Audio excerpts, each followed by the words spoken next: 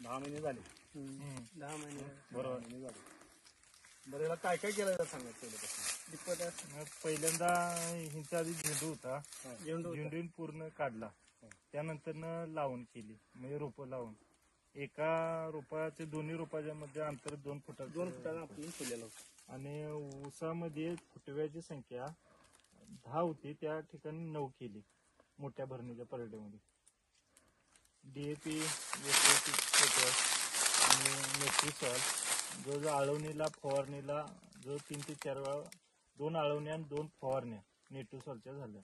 नंतर भरणी नंतर एक फवारणी नेट्रिसॉलची झाली, नेट्रिसॉल आणि ह्याला ठिबकद्वारे पण नेट्रिसॉल दिलं. त्यामुळे ठिबकद्वारे किती दिला? 500 मिलीचं एकच बॉटल एका वेळा. त्यानंतर परत काय दिलं नाही. आम्ही पावसाळ्यात लागवड सुद्धा टाकली नाही. किती कांडी ऊस झालाय तुमचा?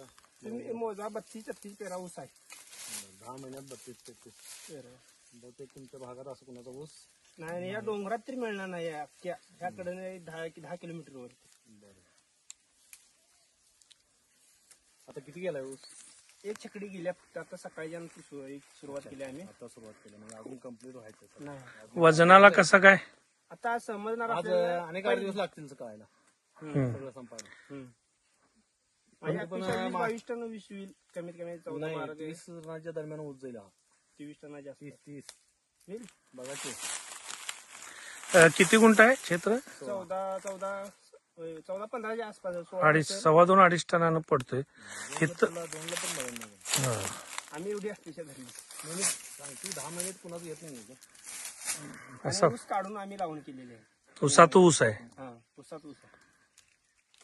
दीपक सर आणि काय नाही किती वापरला? युरिया तो वापराय नाही मी. युरिया एक जास्त ते पण त्यांनी सांगितलेलं काय उंचीच्या विषय? वेळी उंचीच्या वेळी फुटवा काहीतरी काढल्यानंतर पूर्ण आणि भरणीच्या वेळी.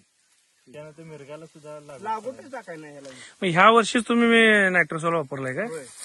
मग मागच्या पहिलेच वर्ष आहे. मागच्या वर्षीचा ह्या वर्षीतला तुमचा ऊस नाही आहे. नाही जाईल होता 10 टन एवढ्यातले. मी म्हटलं पहिला आम्ही आता जवळ 4-5 वर्ष आले. ह्या वर्षी घेतो म्हटलं जरा नवीन आपलं ब्रँड द्या, कुठला तरी औषध आहे. दीपक सर कसं नायट्रोसॉलचा वापर कसा करायला पाहिजे? काय काय आळवणीला 75 मिली प्रति पंप आणि फवारणीच्या वेळी 50 मिली एका पंपाला असे घालावे. त्याबरोबर 19 किंवा फुटवा पाहिजे असं 12 तुम्हाला जे कुठलं पाहिजे ते बुरशीनाशक कीटकनाशक घालून फवारणी करायची. नायट्रोसॉलचा काय बेनिफिट, काय फरक पडतो, काय दिसतो? 100% रिझल्ट आहे. 10 रिझल्ट आहे. आणि 10 महिने एवढं पीक असं कमी वेळेत फास्ट येत नाही. वजनाला ह्याला एकदम 1 नंबर आहे. वजन सोडायला नाही ऊसात. दुसरी गोष्ट म्हणजे आवरेजच्या बाबतीत किंवा दोन्ही पेरामधील किंवा इतर जे हे आहे एकसारखं आहे सगळं. एकसारखं आहे. असं की चढ उतार किंवा असं काही. आणि वाकडा तिकडा थेट उभा आहे. सरळ ऊस आहे, काटक आहे एकदम, म्हणजे असं नीट काय. बरोबर, छान छान. मी या म्हणजे तुमच्या कागल राधानगरी इकडे एरियात माझं बऱ्याच वर्ष काम चालू आहे वगैरे. ऊसाचा ॲव्हरेज कारखान्याचं 20-25 टन आहे एकरी. ते 14 गुंठ्यात जर 30 टन जर धरला तरी पण 2 टन क्रॉस करून जातात. आणि 10व्या महिन्यात सगळ्यात महत्वाचं काय, टाइम पिरियड कमी टाइम पिरियड मध्ये. सर तुमचा काय अनुभव जर तुम्हाला काय वाटतंय सांगा जरा. नाही फार म्हणजे असं कुठं होत नाहीये. 10 महिन्यात गुंठ्याला 2 टन उतारा एअर केस आहे. ऊसाची साईज आणि एकसारखापणा जर बघितला तर अगदी मस्त ऊस पिकवला. वजनाला वाटतो का सगळ्याला? ह्या माळाला रिकोरी बघा बरं. आता कसं करणार आपल्याला? कारखान्याला जाते ते विचारा की. अजून उत्तराने आता गेलाय तुम्ही. गेली की नाही साहेबाला विचारून बघा, आम्हाला रिकोरी सांगा मला. 10व्या महिन्यात जर आपल्याला एवढा ऊस निघून जर एवढी रिकोरी होत असेल तर प्रॉडक्टला दिवस फार येतील मार्केटला आणि कमी खर्च जातील ना. इथून टोटली 2 वेळा लागवडी वापरली. लागवड वापराय नाही. मिरगाला अजिबात लागवड वापरायला नाही. एक नंबर सध्या तर की नाही तुम्हाला सांगतो कमी म्हणजे बजेटमध्ये रिकव्हरी तेवढी बघा म्हणजे याच्यात रिकव्हरीला किती फरक पडलाय.